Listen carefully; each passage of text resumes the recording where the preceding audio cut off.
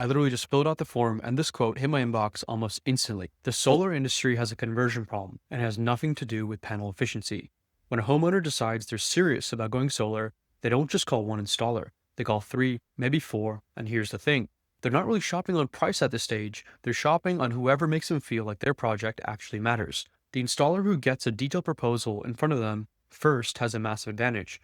Now, it doesn't even have to be the cheapest proposal, it doesn't have to be the one with the fanciest branding, but it has to be the first one, because that becomes the baseline everything else gets compared against. And if you're doing manual proposals, you're probably spending 30 to 45 minutes per quote, pulling up satellite imagery to estimate roof area, you're calculating production based on their consumption, you're putting together scope documents, and you're running the numbers on different panel configurations. And that's fine for qualified leads that you've already talked to, but for these cold inbound leads, you just end up burning time on people who might just ghost you anyways. This system we're building today absolutely flips that. Someone submits your intake form and the AI generates a complete proposal with system sizing, estimated production, pricing range, and much, much more. And it delivers everything via email and text before they've even closed the browser tab. So the first thing we need is an intake form. Over here, I got my Tally form set up. I'm using Tally for this build because it's got a native integration with n8n and it's completely free. You can use Google Forms, Jotform, Typeform, whatever you're comfortable with. The automation doesn't care about the form tool, okay? So if you haven't already, open up Tally and create a new form, and you want to think of this like a qualification form, not a full site survey. We just need enough information to generate a ballpark proposal without making it feel like a loan application.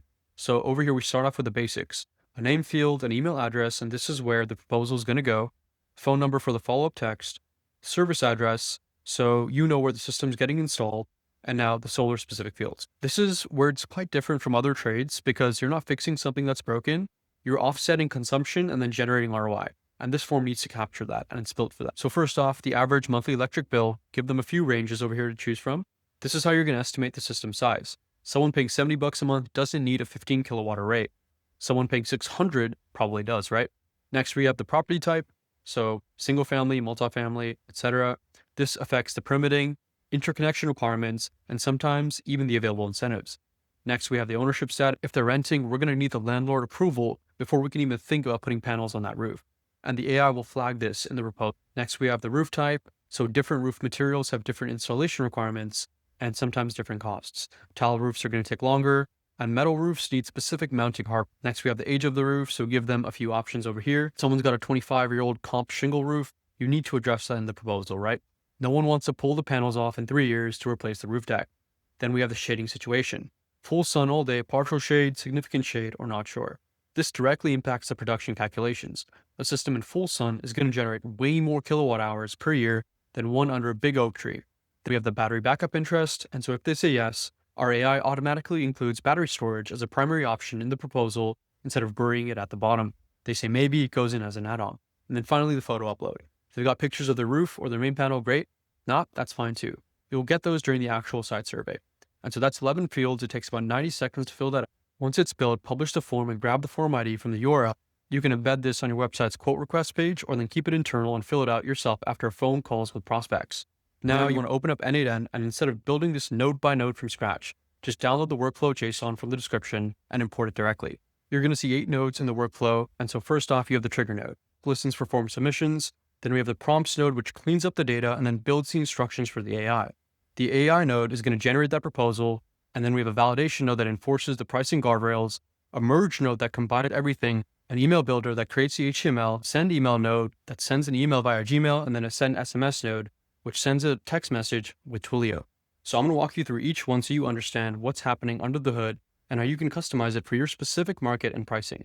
So first off, we have the trigger node. This is where everything starts, right? Every time someone submits your Tally form, Tally fires a webhook with all that form data and then sends it to n8n. Now, if you click into the trigger node and you want to connect your Tally account using your API key, which you would get from Tally settings page, and you want to select your form from the dropdown. And that's it, right? From this point forward, every form submission kicks off the workflow automatically, as long as your workflow is set to active. The raw data coming through uses Tally's internal field structure with question IDs instead of readable names. So instead of seeing monthly electric bill, you're going to see something like question underscore ABC123. And that's why we need the next node to translate everything, all right? And I would even consider the next node to be the most important node in the workflow. It does 3 super critical things for us. First, it's going to normalize all the incoming data. It's going to take those messy tally field IDs and then map them to clean variables that we can actually work with. Customer name becomes client name. The phone number gets auto-formatted so the SMS delivery works correctly. If someone selected a specific electric bill range, it's going to pull that value cleanly. Second, it's going to build up our system prompt. This is where you're telling the AI what role to play and what structure to follow. The prompt tells the AI it's an experienced solar estimator that it needs to return a valid JSON with everything that our email is going to contain. And third, this is where the magic happens. It's going to build out the user prompt that includes all the project details, plus your market-specific pricing heuristic. If you're in the Midwest where labor is cheaper, bring the numbers down. If you're in the Bay Area or New York where permitting might be a little bit more expensive and labor runs higher, adjust them up. The AI is not going to guess, but it's just going to use the rules that we give it. Next up, we have the call AI node. And this node essentially sends our structured prompts to OpenAI and then gets a proposal back. I'm using GPT-4o Mini here, not the full GPT-4 model. Why? Because it's way cheaper, faster, and we're talking 2 to 3 cents per proposal. Also, it's absolutely more than enough for this specific use case. You don't need the most powerful language model. When the workflow runs, the AI typically responds in 3 to 8 seconds with a complete structured proposal explaining everything. Next up, we have the quote validation node. This node takes the AI response and then runs it through validation and enforcement guardrails to make sure nothing breaks. This entire step is basically quality control. It catches the AI hallucinations or formatting mistakes before they turn into broken emails. Next up, we have the combine node. And this is a simple merge operation. It takes the validated proposal data from the AI and combines it back with original customer information like the name, email, phone, service address. So everything's in one unified object for the email builder. Then we have the build email node. This is where the structured data gets transformed to an actual email that lands in the customer or prospect's inbox. It also auto-generates a plain text version for email clients that don't support HTML or for accessibility purposes. You can absolutely customize everything here, and I encourage you to. Next up, we have the send email node, and you can probably guess what this does. It's going to send the proposal via Gmail using OAuth authentication. It's going to come from a real business email address, so deliverability will be solid, and customers can reply directly to start a conversation. Right after that, we have the send SMS node. And so right after the email goes out, the system fires off a text message via Twilio. You can customize this to whatever you want. I've made it super short and direct. And the goal is to get them to go to see the full estimate and the full breakdown in their The text is going to get opened immediately. Now, the email is what gets reviewed more carefully when they have the time to actually read through all the details. Together, combined, they're going to maximize the chance that your prospect actually sees your proposal and responds instead of it sitting somewhere unopened in the spam folder.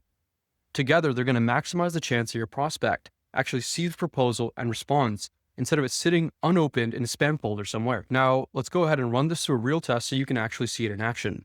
First off, let's set this workflow to active and then go to your form. All right, I'm going to fill it out with some details.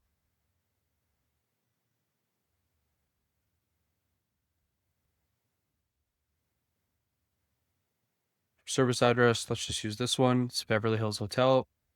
Average monthly electric bill, over 500. This is the commercial building we own. They have a tile roof, say 20 plus years, full sun, and yes for battery backup, okay?